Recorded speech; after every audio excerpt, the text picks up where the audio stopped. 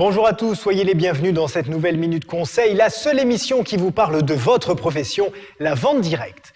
Lorsque vous parlez de votre activité de distributeur, de dirigeant de réseau, d'expert ou d'institutionnel, vous pouvez parfois vous heurter à de l'incompréhension, voire des moqueries ou du mépris au mieux.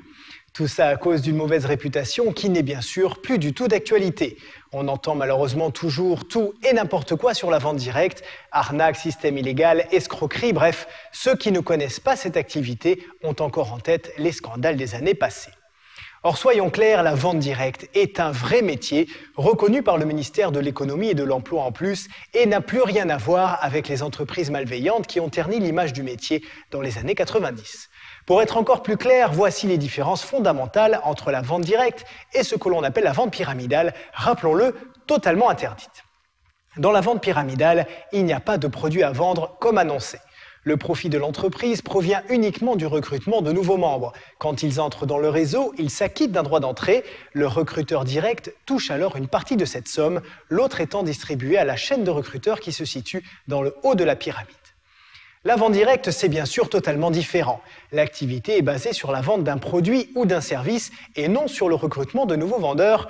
Voilà déjà une différence fondamentale. L'investissement ensuite. Il y a toujours un investissement pour un nouveau distributeur, mais normalement, il ne dépasse pas 300 €. Il correspond au matériel nécessaire pour commencer son activité et à un petit stock de produits pour amorcer ses premières ventes.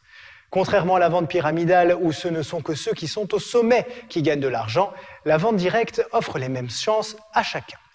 Il n'est d'ailleurs pas rare qu'un vendeur débutant motivé gagne plus qu'un de ses parrains qui a pourtant plus d'ancienneté dans le réseau. Et elle est là, la beauté de ce métier. Enfin, si vous voulez être sûr d'opérer le bon choix, renseignez-vous auprès de la Fédération de la vente directe. Les entreprises qui y sont adhérentes sont clean à 100%. En résumé, pour ne pas vous faire avoir, il suffit simplement de faire des recherches approfondies sur la société cible et de ne pas se laisser immédiatement séduire par l'appât du gain. Certes, avec la vente directe, vous pouvez gagner beaucoup d'argent et c'est un argument phare de la profession, mais ce sera en vendant des produits et des services. Voilà, c'est la fin de cette Minute Conseil. Bon succès à tous et à bientôt.